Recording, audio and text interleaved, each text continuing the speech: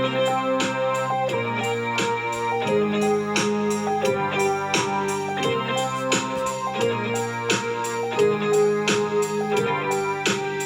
everyone, and welcome to the Lunch Hour Sports Podcast. Here with your hosts, Jacob Smedley, Sam Betts, Justin Rehan, Peter Amarante, and Nathan Romanot. With today's special guest, Savannah Kelleher. Topics today include Major League Baseball is back, a new CBA, and teams are ready to roll with spring training scheduled, and the opening day is coming in April. The NFL, trades galore, combine action as teams are looking to gear up for next season, and some March Madness. March Madness is about to get underway. We're going to look at some interesting matchups from all around the NCAA. Now here's Sam Betts. Sam, the new CBA, baseball is back. Jake, I've been waiting 99 days to hear those words, and finally. Glad I could be the one to tell you that, Sam. Glad to be the one. You didn't even have to tell me, dude. I'm at the gym and I look at my phone. The first notification I see is that the MLB is back, and I lost it. It was so fun. He drops the barbell on his foot in excitement. No, that didn't happen. Unfortunately, I was doing abs that day. But getting back on topic, the MLB is back. There was a special spring training day yesterday, March 11th. It was kind of like an informal practice day, and tomorrow, March 13th, is when that spring training actually gets underway. It's a mandatory day, so all the players are going to be there, and it's going to be awesome. Now, thankfully, if this went on any longer, minor league baseball was still going to be in action. They're bound to start here April 5th or April 7th, depending on AAA, AA, stuff like that. But now we can sit back, relax, and we can get ready for the MLB season to come. Kind of some things that happened with the new collective bargaining agreement, and a lot of the reasons why the players would not sign a new one for this owner-initiated lockout. So the new CBA, minimum salaries now begin at $700,000 in 2022. So, yeah, I see Peter's eyes. They're ball players. They're professional athletes. They're going to have to be paid. You got to start somewhere, and they're going to be paid pretty high, which is really nice. And that's actually going to increase by 2026. It's going to be $780,000. So they're going to have a really nice starting salary for a nice young player coming up in the big leagues. They also kind of have we're talking about taxes here. Teams that kind of surpass the pre-established limit.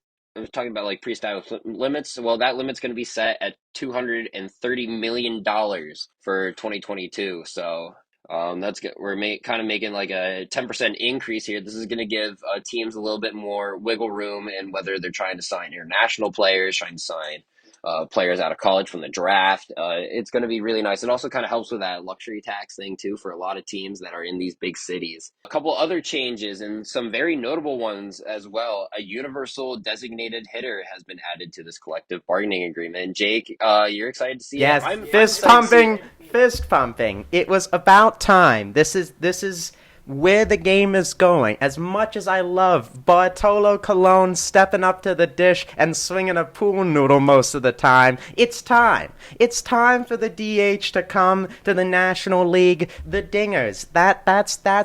That's what's promoting the game. More guys to hit. You got more runs as well. I think it's time it was time to bring it.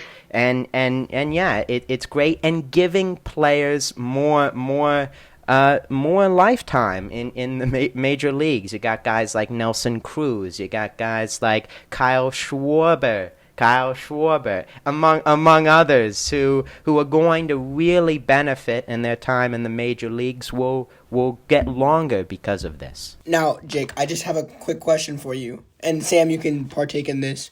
Do you think this affects team strategies at all? Because I know a lot of the times they use these pitchers who are hitting, who, let's be blunt, aren't good at hitting as strategy. No, you can say it. They aren't good at hitting, Peter. I'm sure an MLB pitcher would say that they are also not very good at hitting. I know they might not admit it, but at the same time, they're used as strategy players 95% of the time to drive a run in, to try to get somebody on base or on third or whatever it may be. Do you think that this DH, who, isn't known for sacrificing a hit to hurt his stats, change a team strategy? Well, Well, I yeah. mean, I know what the new strategy is. It's called we're gonna hit another dinger and we're gonna take the lead. Or That's you the get strategy. or you don't drive a run in. I mean, yeah, but I mean, it's just like you're getting someone on base. I mean, obviously, a sacrifice bunt.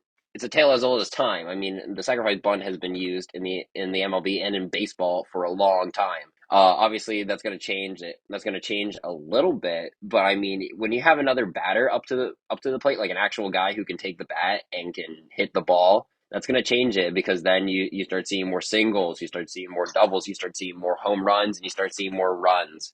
So that's what I'm kind of liking to see, and I think that does change the strategy a little bit. Oh no, I like to see it. I'm just asking for teams who use those pitchers as strategy. I think adding on to it, just kind of looking at the pitchers as a whole, because instead of using that time for the National League pitchers to work on bunts and even get I don't know if they get a few hacks in the cages or not, but you have that added time to be working on your craft and not have to worry about taking one off the finger, doing a sacrifice bunt drill. I know Max Scherzer, I don't know if it was last year or the year before with the Nationals, black and blue eye doing sacrifice bunt stuff, and of course he ended up dicing up the Phils later that same day. But anyways, the injuries to the pitchers, or at least on the batting side, you take that away so they can focus more on their craft. Of course, they got to face a full 9 guys, but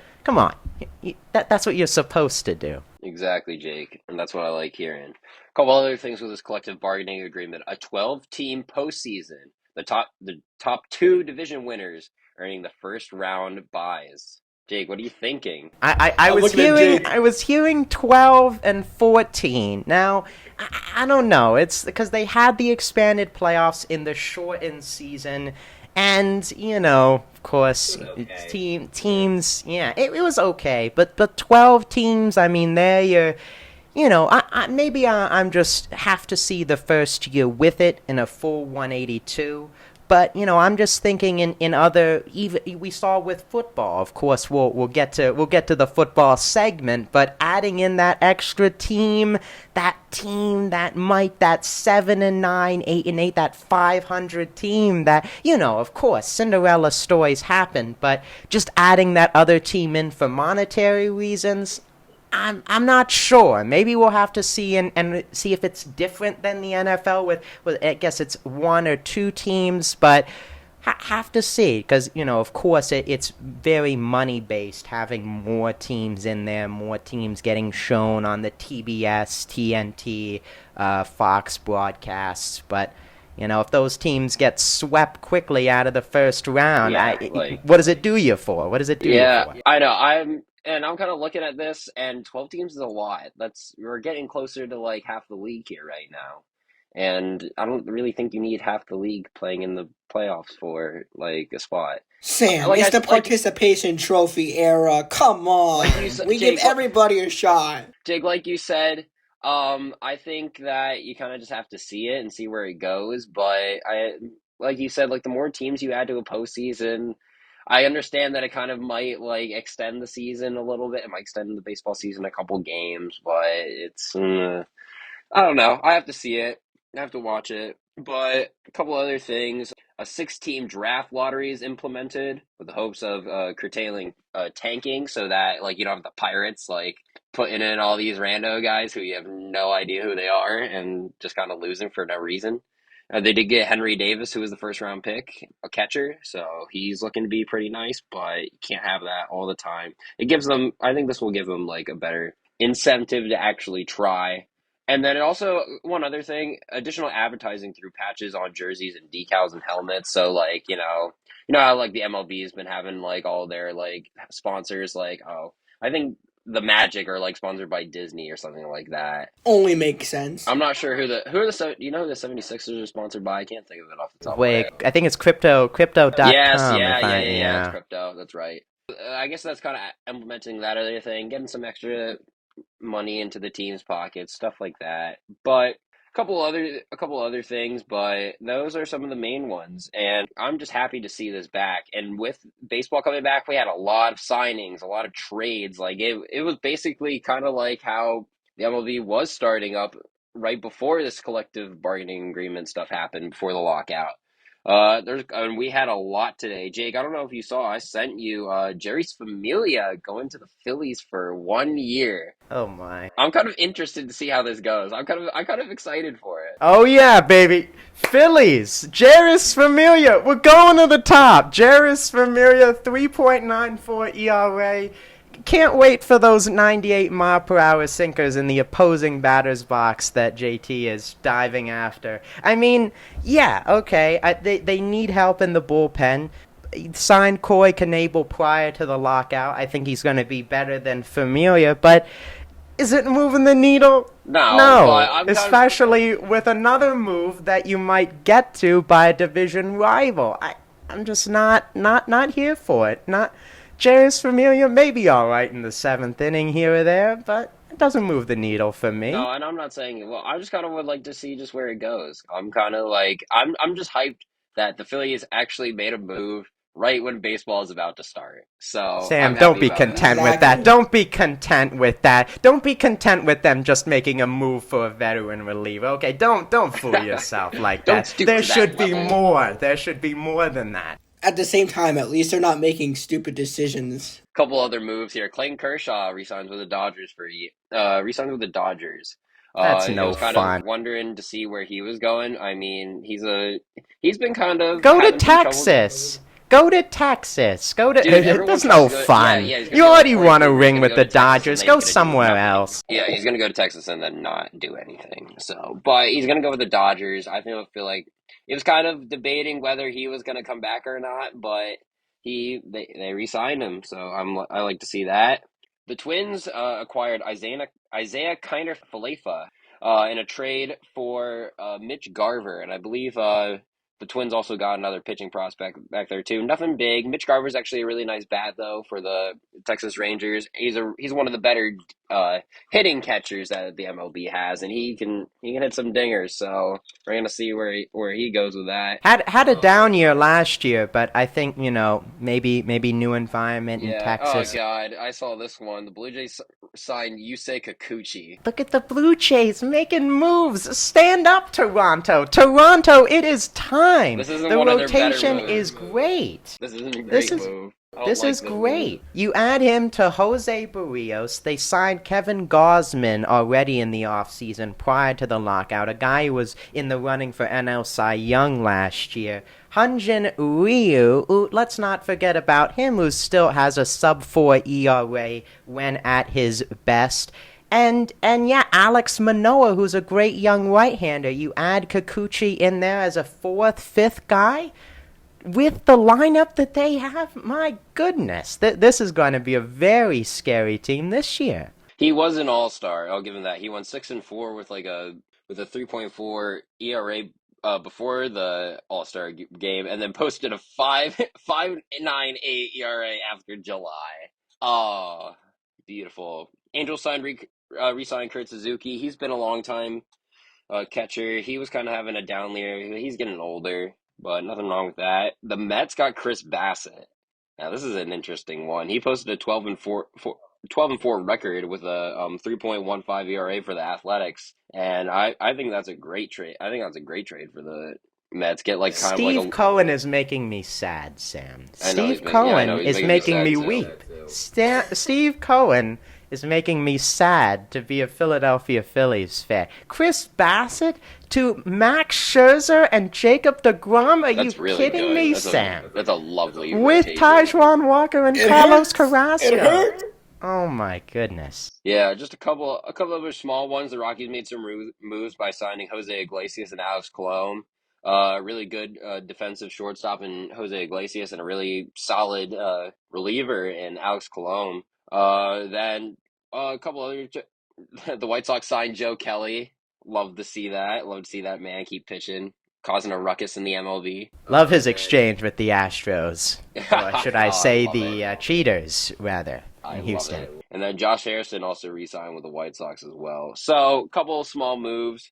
nothing too major. Oh, well, I guess one more. Carlos Rondon kind of signed with the Giants 1 year. Kinda small. Sam, what Oh is wait, up two with years, you, man? 4 million. I mean, it's not small. I mean, he went 13-5 with a 2.570 ERA. He had a really nice bounce back year last year, and even throwing a no hitter as well, being one of the many no hitters that happened in Yeah, the going to MLB. Gabe Kapler's Giants. He'll know how to put him to work there as a second guy behind Logan Webb. I know. Great pickup. Logan Webb really popped out.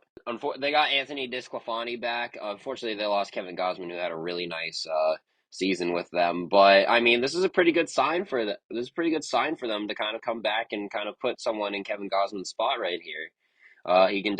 I mean, with the year he had last season, if he continues with it, the Giants will definitely be a playoff team. We can see. We can see. Yeah. Other than that, that's all I have. I'm just really glad MLB baseball is back and I can actually relax for once. Yeah. Relax. I don't know. When the Phillies bullpen starts going, Sam, your relaxation might be over. Anyways, baseball back. Spring training will be starting in a few days, and opening day will be on April 7th. Now, the NFL. What is going on in the NFL in the off season? Justin, what is going on? It's madness out there for all these NFL teams. One might say it's March Madness. Oh, whoa, wow. Oh. Touche, Justin, touche. I know, I'm getting better. But anyway. Well, welcome to the Humor me, NFL Justin. section. Humor thank me. you, Jacob. Thank you very much. Now, as you know, the free agency, it's been in full swing. You know, trades, we got rumors, we got free agency signings all over the place. And the new NFL season's about to start, the new year. So let's just get right into it. I want to just start us off with talking about some of the, before we get to the trades, you know, because that's really where the bulk of the conversation will be. I want to talk a little bit about the signings, franchise tags, the players that were released and not picked up yet. So let's just get to it, you know. For the signings aspect, I guess I just want to talk about really one player. Wide receiver Mike Williams got re-signed to the Los Angeles Chargers, 3 years, $60 million contract. I think that this is a great move by the Chargers. He did a lot of damage this year, and I think that it's really important for a young guy like Justin Herbert to have a supporting cast, not just a true number one, but also a true number two as well. I think this is a horrible move because he wasn't signed to the Eagles. There we go. Yes, that's right. You can't That's say right. that for every move, though. I You can't like say it. that for every move. It was Jacob, it's like Jake, we every need to time, have like, her there's on more always an often. issue. We've had so many issues. Like Calvin Ridley, of course, gets banned. Even Amari Cooper gets traded to the Browns. Like, come on. Like, everyone's just We getting still have taken hope up. for I'm still Juju. waiting for DK. Yeah. You guys missed your chance. Well, here, it's funny you mentioned that. Because if the Seahawks are making stupid trades, we might as well pick up the phone, call Pete Carroll, and say, "Hey, give us our draft pick back. We messed up. We need him back." Dude. And Oh, then, man. did you hear that actually the the Eagles were really close to getting Calvin Ridley, but the Atlanta Falcons were Within kind of fingertips scared of them reach. off because they knew that was going to happen. Oh, and he would have helped that offense so much too. Just his It's so agility stupid. and I think I that's don't such think a stupid thing. I don't think a whole season suspension is correct because you have these football players out here being wife beaters and children beaters, and they're only getting Literally. suspended 6 games. Ezekiel Elliott, to name Really, one. though. But oh no, that's okay for 6 games. But placing bets, that's Was it even 8-game worse parlay crime he than got? domestic violence. I For all tweeted you that. children. I Well, if literally you guys are done fanning over the Eagles, we can Oh get back my to the real gosh, topic. Justin. Oh, Justin, Justin. you build it all up, the big signing, and you chose to start with Mike Yeah. Williams. Mike There is a Williams? guy in Green Bay right now that would be ashamed of you starting with Mike That's what I was Williams. gonna say. Well, That's why I he thought was he was gonna franchise start tagged with. before he was resigned, so. Oh, No, come I thought you on were gonna now. start with Devontae That should Adams. not be a and proper Put then- some respect on explanation. Mike Williams' name. He really helped me out. with fantasy Hey, this I'm past not year, saying all he's right? I know, that that's he's a what I'm great saying. player. He did a Beautiful great fan. job. No, he's a great player. He should just be on the Eagles. In all reality, to circle back to Mike Williams, he is one of those wide receivers that no matter where he is, Philly, Los Angeles, heck, put him on the Jets even. He's one of those high impact wide receivers. You didn't that's have a to really go big there. guy. We all knew That's that. what You I'm didn't saying. have to go there. All I'm saying is that he's one of those big guys that can take hits, can drag safeties 5 yards while carrying the ball. He's not just a wide receiver. He almost kind of reminds me of a tight end at times, with the way he hits, with the way he moves. So, I mean, whoever has him has an immediate offensive advantage. Yeah, it's definitely true. That's why I think it was a great move for the Los Angeles Chargers to re-sign him and not let him go.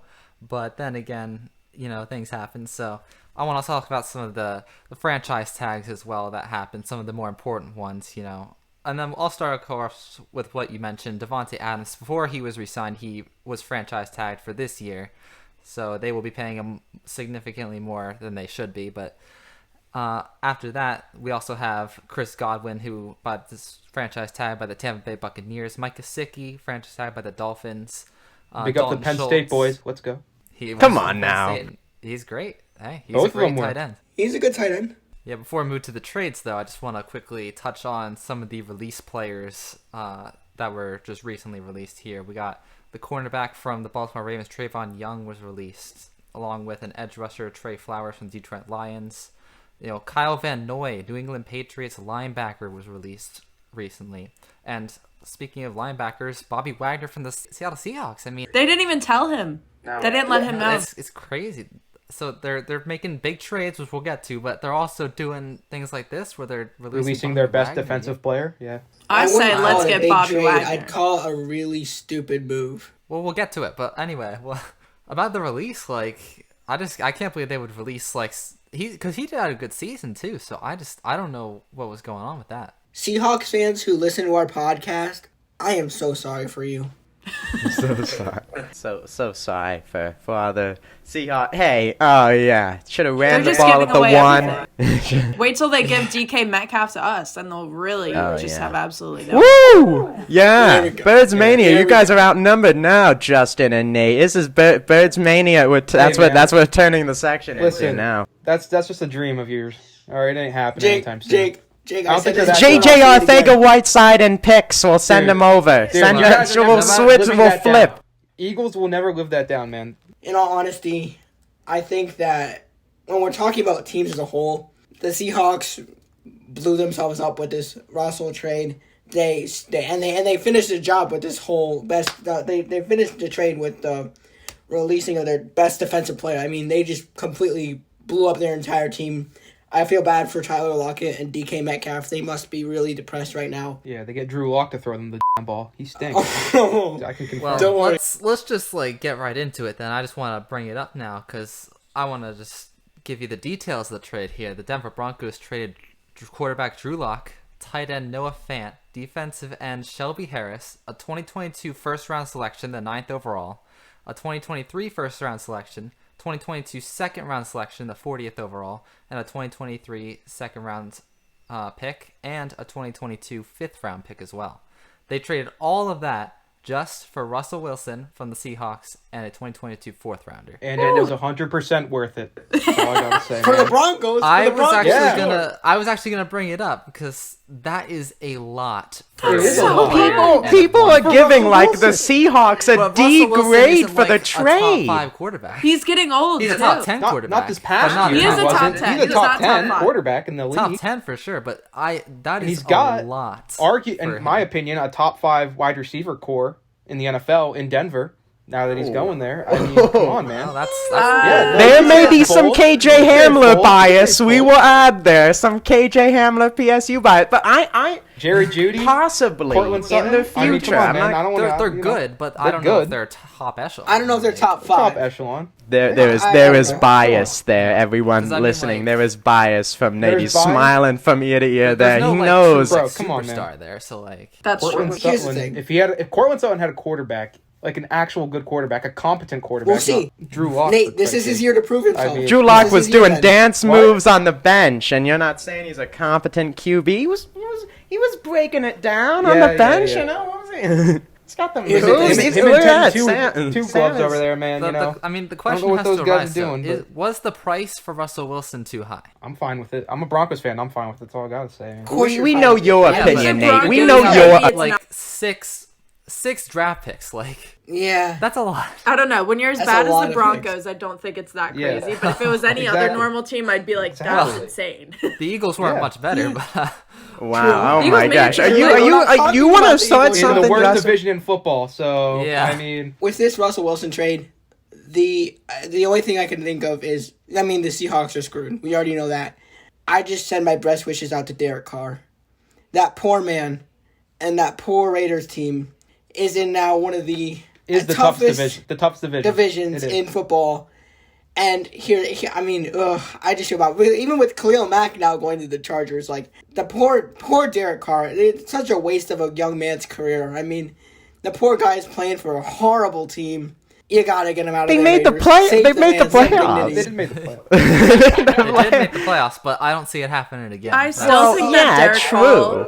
Derek Carr, I still think he's just so average. He's not a bad thing. I just think he's so average. Like, anytime I watch him, I'm not, like, blown away. I'm just like, okay, like, he does what he needs to do. Like, I don't know. He gets the I think job he's done. average. Yeah. But although we lost. you know what they say. You got to go above and beyond. You can't just get the job done. You got to go above and beyond. And Derek Carr just doesn't do that. Yeah, he's always going to be a wild card quarterback, but to win a Super Bowl, you're going to need a guy like Patrick Mahomes, Justin Herbert, Josh Allen, one of these, guys that's really going to take you on and bring you to this, let's win a game, Well, now let's talk about another trade here. The Washington Commanders, with their new name and all, start making some moves. They traded a 2022 second round selection, the 42nd, and the third round selection, as well as a 7th rounder and a 2023 conditional second, which could turn to a first, for Carson Wentz and a 2022 second rounder, 47th. So, what do you guys think of this one? The old Eagles quarterback going over now to the Commanders, of a division rival. Maybe he can get some revenge. Carson Wentz will be throwing more passes to the Eagles. Yes. That's just a fact. But Darius Slay's stock. It's going up. But wait, that's Darius Slay's stock, correct. But here's my thinking. I've recently done some looking into this. You can't name a top 5 caliber quarterback who doesn't have at least a top 5 wide receiver at his side that has put up the same touchdown to interception ratios that Carson Wentz has. I really think that, sure, Carson Wentz isn't a huge grade A quarterback. He's not some Patrick Mahomes or Josh Allen. But he's not given enough credit. He doesn't have that top-tier wide receiving core at his side for any of the teams he played. Pittman Jr. was the best wide receiver Carson Wentz had at his disposal. Zach Ertz was Carson Wentz's top target for the Eagles. Think about it. He had no elite wide receiver at his side for the years that he played with the Eagles. He goes to the Colts. His best target was Pittman Jr., not a top 5-tier wide receiver. He goes down to the Commanders. I completely get what you're saying, but I think there's something else to bring up, that when you have a top 5, top 2, top 3 running back in the backfield, you don't need that top 5 receiver.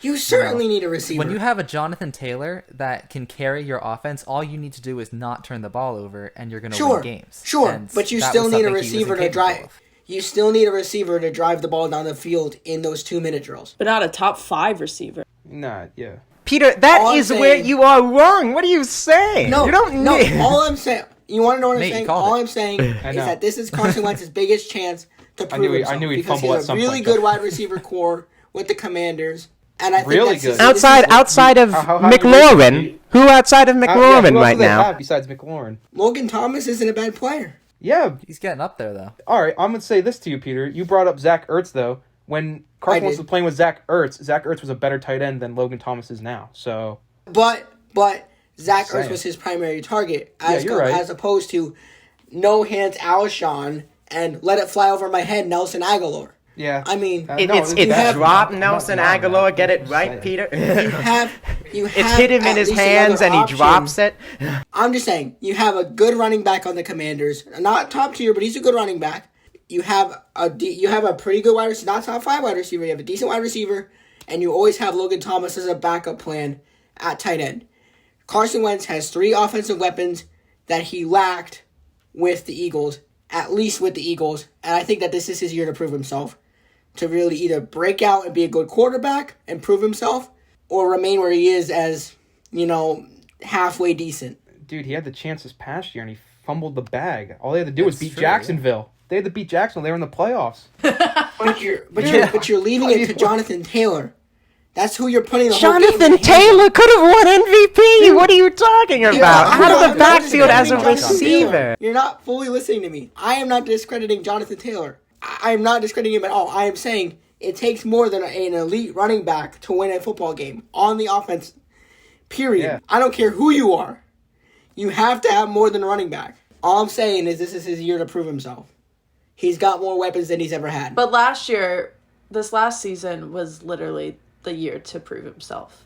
I think that was the biggest year to prove himself. He was under Frank Reich, and everyone thought that since he was going back, that would be perfect. I think that was the year he had to prove himself, and he didn't do it. I mean, they even had a good O-line this season. Yeah. Like, going back to the Commanders, though, I mean, they don't have a great O-line, so it's going to be a lot harder for him to stay in the pocket, and we know what happens when he gets out of the pocket. He makes poor decisions. So, and that's where the Eagles capitalize, and I'm cool with for him to that. prove himself. He either makes really insane throws or is absolutely horrible. There's no That's 100%. There's no in between with it. That's 100%. He'll make insane throws, and then the other times just be the most disappointing play you've ever seen in your entire life. Yeah. Speaking of He'll the make great Commanders escapes, or too. whatever, they were the team that Justin named them by a few minutes ago. That play where he, ran through the pocket. It looked like I have that play in my memory of him running through the pocket. It looked like he got sacked, but he's running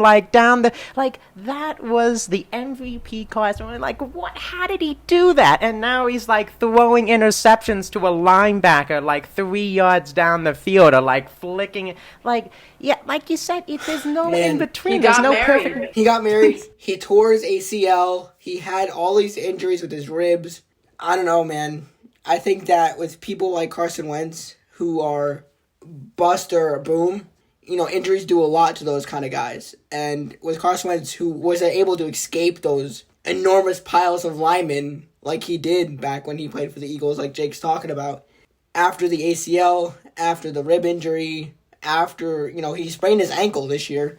I mean, injuries batter up a quarterback like that, and I think that made a huge toll on him as well. Yeah, I think for sure. I mean, but I think you also, of course, we've been kind of bashing him a bit here the last few minutes. I think this is also just another opportunity. Of course, he had a great cast of characters in Indianapolis, but to give him the benefit of the doubt, he has a chance in Washington now. I'm just saying. I Weren't you just bashing me for saying that 2 minutes ago? No, I'm not saying. I'm just saying that he's not a great quarterback. I'm just saying that. Just here's another shot. opportunity. What are you gonna do? Yes. That's all I'm saying. Here's his shot. He is in the NFC East now, so... Are there any more trades you guys would like to discuss here? Well, of course, there was the ones that happened recently. The Khalil The ones that I Mack. don't have on my notes, Yes. unfortunately. Yes. Khalil Mack, Amari Cooper to the Browns. Okay, interrupting me with my Khalil Mack to the Chargers All right, well, trade. I'll start off with that then. No. I think that is, for the Browns, a great move. They needed somebody to really, get, instead of OBJ, that they were missing that piece. So I think that for them, it's a good move. And I think for the Cowboys needed a bit of a mix-up, too, because their receiving core has kind of been dull the last season or two. So, I think that it was a good move for them. I mean, I know that he was great. He was great there. He was great there, but I think that towards the end, they were kind of shifting away from him anyway. He wasn't getting as many targets, so I think that it'll be a good thing for both, but I think definitely you'll see more of an impact on the Browns side than, the Cowboys, obviously. Do you think that now with Jarvis Landry and Amari Cooper as wide receiver core in Cleveland, are we going to see the changes from Baker Mayfield that need to be made? No. If they were going to do it, it was going to be with OBJ.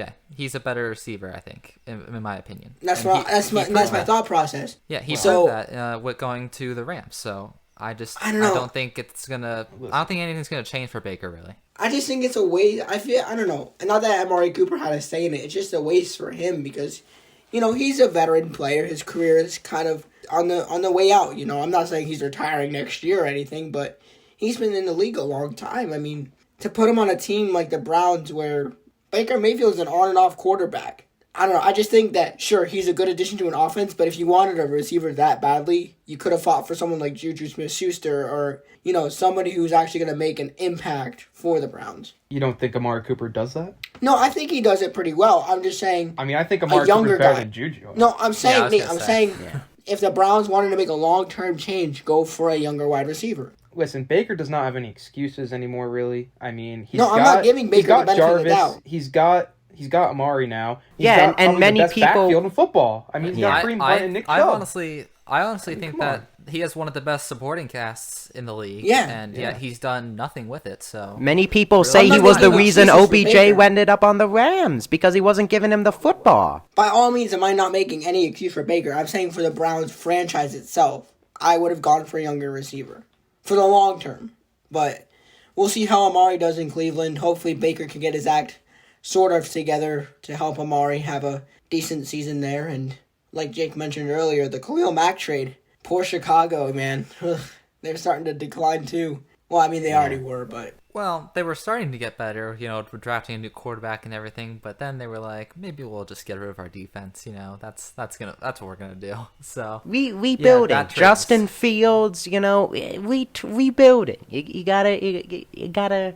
They've been in they're that shocking kind of system. middling ground where they were like, "Are we a wild card team?" They had a good defense, but not a good offense. I think you just gotta throw some of that out. Start fresh. If you're gonna That move makes forward. LA a lot scarier, though. With Bosa on one end and Mack on the other end. Whew, They weren't that's good gonna on be the run scary. defense though. They were not. I don't Yeah, know if he helps yeah. out their rush defense, but I know they were still one of the worst in the league last year on the rush. So I mean, I know he can get some tackles in there on rush plays, but we'll see how Still they. a good trade for the Chargers in the end. Hey, I'm not saying it was a I bad think one. The Chargers I know. right now are a free agency winner for me. They just For now, they went yeah. out. They've already got some great pieces. They've already re-signed some great players. I think that personally, they have a really good shot of winning their division next year. Ooh. The Chiefs are It's a gonna great be tight. team, It's gonna be but the Chiefs, there's been holes in the Chiefs that are starting to be exposed, and I think that the Chargers are, about ready to take over that division. Hey, I know I'm a Okay, so Broncos speaking fan and of the- everything, but I just gotta say, I mean, I'm not saying they're gonna win it, but you gotta give them some respect. I think it's a Oh, yeah. three-horse race. Oh, Now, yeah. Russell Definitely, as our definitely. quarterback. But I I think definitely that- think that this is the year I the think that Broncos until are they a high prove contender. themselves, you can't say that they're gonna, win it. I think that they'll definitely be in the race though, and I think they'll be a wild card team for sure. I think it's going to be a super tight division this year, much like the division where the Bengals were in last season. It's going to be those neck and neck races. But Nate, to your comment, I think we're going to see a whole new Broncos team this year, which is going to be interesting to watch because they're never really that one of those teams that's like, hey, everybody talk about the Broncos since Peyton Manning. Yeah, I mean, you had that tiny sprout with Drew Lock being that, oh, look, we got Drew Lock. But that kind of died down pretty quickly. But speaking of the Chiefs, Justin and Jake and Nate, Sam, even if you want to, Tyrann Mathieu is in the free agency. Do the Chiefs re-sign him? Do they try to make moves for him? What's your opinion? I mean, if they can, they should, but if they can't, then bottom line is he's going to go somewhere else, and that's going to weaken that team even more. What do you So- think they should do, though? Well, if they can, they should do it, but I don't know Resign if it, they yeah. can. It depends on the cap space situation, I was gonna say for his own benefit. No, if he wants to get paid, you go somewhere else. Especially the way that's the what I'm Chiefs have saying. so much money tied down. But hey, if he's that kind of guy at this point of his career where he's willing to take a pay cut to still be on one of the favorites in the AFC as it stands right now, hey, by all means, I mean, I would, stay as well. Yeah, I agree basically with what Jake and Justin said. I mean, obviously, Tyrann Mathieu, he's getting up there in age now. It'd definitely be a loss for the Chiefs, but I don't think it's something that they couldn't go fix either in free agency or in the draft. I mean, they could get a younger guy in the draft potentially at the safety or cornerback position and, work up from there. But I think they should still try to re-sign him. But like Jake said, I think if he's looking for the bag, he should be looking elsewhere. Yeah, I think I agree with that. I think that, I don't know, I think that he's one of those players to look for the bag because he still thinks he deserves the bag, which he does. He's a great player. He's a very impactful player. That's going to put a dagger in the Chiefs' defense. They faltered pretty heavily in the beginning of this past season. And the fact that you're letting go probably one of your best defensive players, if not your best defensive player. Sure, like you said, Nate, they could draft a younger guy, they could build up. But I think knowing the Chiefs and how they're always trying to push that Super Bowl agenda, maybe he'll take a pay cut. But I don't know. It depends on how much of a pay cut. I don't think he's going to go for too much less because he knows his talent, and he knows his potential. But what I also wanted to ask is, we each have a different team except for Jake and I. What is one thing in the offseason, whether it's a draft, Nate, I mean, you already got a huge trade for the Broncos, but what's one move you'd like to see your team make in the offseason with this free agency coming up, with this draft coming up? What's one move you'd like to see that you think would really pack that punch in for your team? We'll start with Nate, then go Justin, and Jake and I could. Well, like you said, Pete, I mean, we already made the biggest move we needed to make. We got our quarterback. We got our guy in Russell Wilson. You know, obviously, look what we gave up. We gave up draft capital. We gave up Noah Fant, who was a really good tight end. So, I mean, I'd look there, potential tight end replacements or signings. Obviously, the defense, you could always keep building on that. I love that we had, Pat Surtain. He was a great addition. I gotta ask, Nate, that defense. Does Von Miller come running back to the Denver Broncos? Does he come running back? I don't know, man. I really don't know. I wouldn't be opposed to it. I'd love to have him back. Don't get me wrong. He's a great player. I know he's getting up there in age, but he definitely still brings something to the table. As you saw, he proved that. The Rams, I mean, he could still definitely be a difference maker and would improve the defense, in my opinion. So I would be fine with that. But honestly, at this point in time, for me, not much. I'm happy where we are. Maybe a new tight end and continue to build on the defense. And, I think that's basically what the Broncos should look to do. Oh, and offensive line help, I guess. Justin, about them Bills. What are your thoughts? One of the hardest questions of the offseason, what should we do? Because we have one of the most complete teams in the NFL. You can't deny it. I mean, can I make a suggestion before I hear your idea? Yeah, go ahead. No offense, but I think where you lack the most is in your running backs.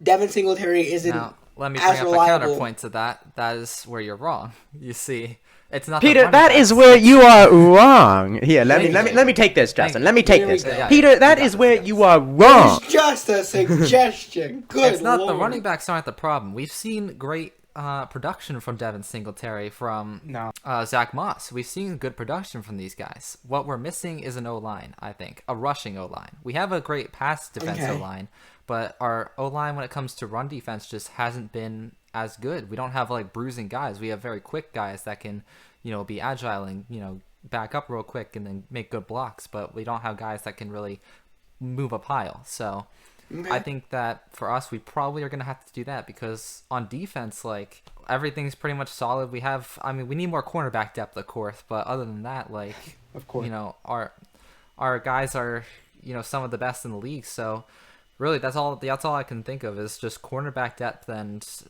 just a better, rushing O-line. I just have to say, I agree with you, Pete. I agree with you. The Bills running backs are not good. I'm sorry. Singletary is not good. And neither is Moss. So I don't know what Justin's smoking over there, but they're not. The Bills are a great overall team, but they don't have a top-tier running back. I'm sorry. Singletary's not even top 15 in the league. That's what I'm saying. I'm not saying he's top echelon, but I think he is. When has having a top-tier running back shown for direct success for a Super Bowl is my counterpoint to your counterpoint.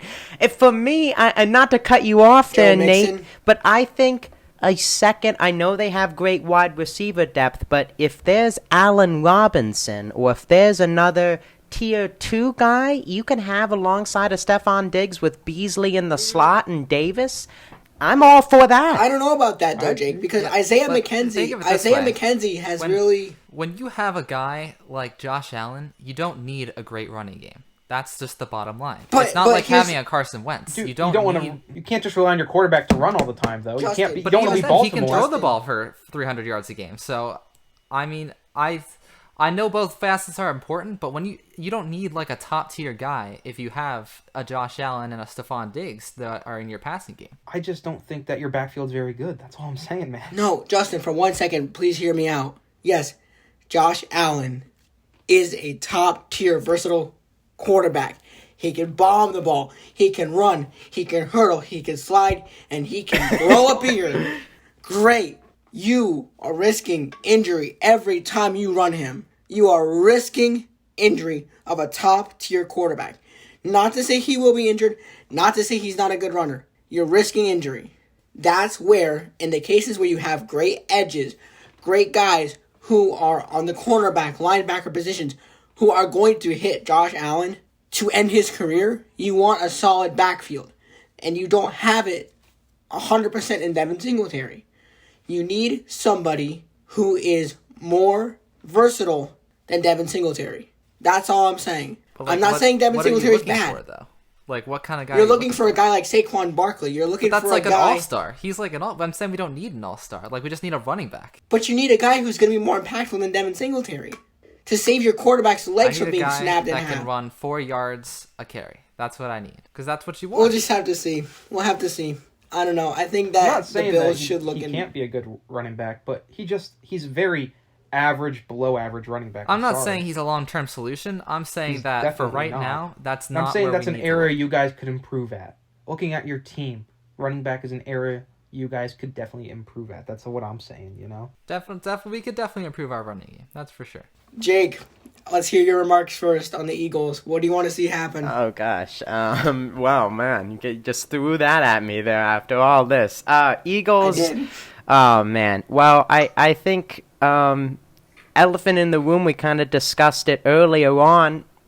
Get a linebacker, please, for goodness sakes. Whether it's Bobby Wagner, of course, he's still a productive linebacker. He's not exactly the same all-pro guy he was a few years ago, but bringing him in, getting a guy, of course, even drafting-wise, Nakobe Dean is a stud out of Georgia, a guy that guy you should take to develop that area of need where, guys are beating linebackers down the field, running backs, wide receivers, one-on-ones. You get a guy that Nakobe Dean can lead you in tackles, can cover running backs, which has been a problem, especially in a man-to-man zone scheme that they run. Of course, you can clamor for Deshaun Watson all you want and getting. I don't want him. I don't want him. I think you have 3 first-round picks. I think you can maybe try and sign a wide receiver, but you have still holes that I think you could use in the draft, in a deep draft class, on some of these positions of need. Here's what I would do. If it was me, and I agree with you, Jake, we need a linebacker, and we need one bad. Here's what I do, though. I'd start off with focusing in the free agency at wide receiver. Picking up someone like Juju Smith-Schuster would be good. I think he would really help the Eagles' offense. We focus on a wide receiver for the free agencies. We have a lot of first-round draft picks. We use some of them to levy our advantage in the trading. And then we focus our draft on the defense. And I say that because there's more bigger name defensive players in this draft than there are wide receivers that are going to get to our round. You know what I'm saying? So I think, in all honesty, if the Eagles focused on free agency, get your head out of your butt. Don't trade for Deshaun Watson. Don't do it. That's stupid. You have Gardner Minshew, who's a great backup quarterback who proved himself for the Eagles this past season. Don't draft a quarterback. Use it for the position we need. Get rid of Brick Hands Rager. Put in someone who can help Devonta Smith, who can help Jalen Hurts, and then use the draft for defense. And I think that this will be a big season for both Jonathan Gannon and Nick Sirianni as 2 new coaches for the Eagles to see how much they change, because Brandon Graham's coming back from injury. That'll be huge for our defense. So I'm just saying, use a draft for defense, free agency for offense, and mainly wide receivers. Thank you, Justin, as always. Very entertaining football section. Guys, it's March, and you know what that means. March Madness. The college basketball tournament is just a few days away upon recording, and of course upon release of this episode. Conference tournaments are wrapping up. Just, guys, any teams that have really caught your eye late in the season to keep an eye out for late here as we trickle into March Madness? I mean, obviously you have Duke. Duke is always usually a big contender in these tournaments. They usually go pretty far. I always keep an eye out for them. There's a couple other teams. Any of you guys got any teams you're looking at? Personally, as you said, Duke, this is Coach K's last year. He's retiring. So I think this is a big tournament coming up for them, and I think that, they'll perform valiantly. Those are great choices. Those are great choices. I think one team, a dark horse, We're all about dark horses, Of course, my bias in the American with Houston. They have their top two scorers are out. I feel like they could be a upset candidate in the first, few rounds. But they're also a team that could make it deep as well. I think a team. I'm looking at St. Mary's, gentlemen. Oh St. Mary's. Here we Yes, go again. they did lose to the Zags, of course. They did lose to the Zags by 13 in the West Coast Conference. But, hey, they're ranked for a reason, of course. They don't play in the greatest conference. But, come on now. I think discrediting their record and discrediting is think that's foolish. Because in March, anything can happen. And I think that they can go on a run. And, who knows? Of course, they might not make it to the Final Four, or that far or anything like that. But just someone to keep an eye on in a tight matchup could get an upset if among the ranked teams. Here's the thing. Going back to Duke, and you're talking about ranked teams in Final Fours. Duke's last season, like Nate mentioned, with Coach K, this is their year. This is their time to shine. This is. If they wanted to pull it off, this is their year to do it. They got to be careful, though. They haven't been playing very cleanly. I've been watching a lot of their games. I was watching the first half down on my TV before we started podcasting. They look a little sloppy. They don't have very many three-point shooters. They're not getting their rebounds like they should. So if you really want a chance in this tournament, you got to clean up the offense. You got to clean up. You got to work more as a unit. They're working more individualistically, whereas a March Madness champion team works as a team. So, hey, Duke, I'm pulling for them. I'm a Duke fan, but, they got to work more as a team if they want to pull it off. And, they got to stop letting these leads get so large and them having to play catch-up in the second half. They've been blowing these easy, first half leads into the second half and letting these teams, they should have never lost to UNC last weekend or the weekend before, the first weekend in March. I forget if that was a week ago. Last they should have never lost that for game. Coach K. Yeah, his last game in Cameron, horribly played basketball by Duke. No one was getting rebounds. Not a single free was dropping.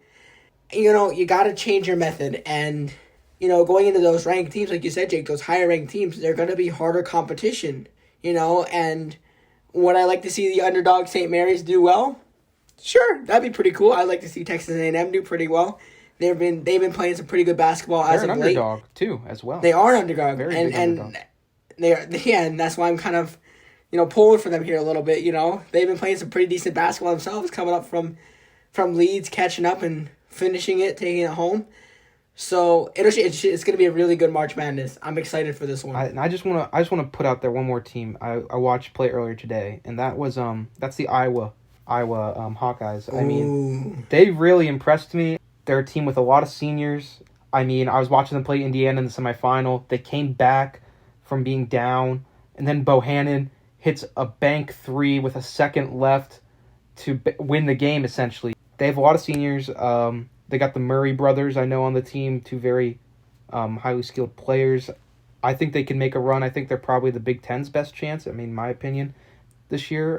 Purdue's pretty good as well, but we'll see. But seeing that earlier, I like the way they're playing, and I think that they have a shout to make a run in the tournament this year. I think this is going to be a good tournament. I think we got some good teams lined up. I think we got some standout underdog teams, like we mentioned, Texas A&M, St. Mary's, teams we don't commonly see. Always got Nova Nation.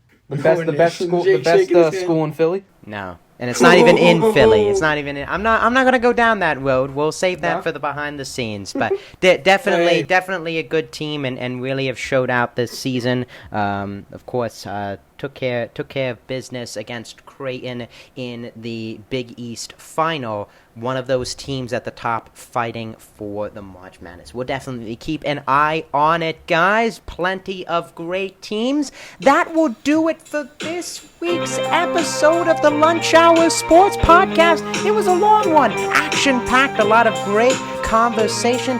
Thank you to Silvana for hopping on. Again, if you would like more of her content, she's the sports director for Temple Update. She's on a bunch of different shows on WHIP Radio, and she's the co-host for the Onside Chicks podcast for the Liberty Line. And thank you, Anchor, for sponsoring this episode of the Lunch Hour Sports Podcast. And for future episodes, you can check it out on YouTube and on Spotify. Thank you for listening to the Lunch Hour Sports Podcast.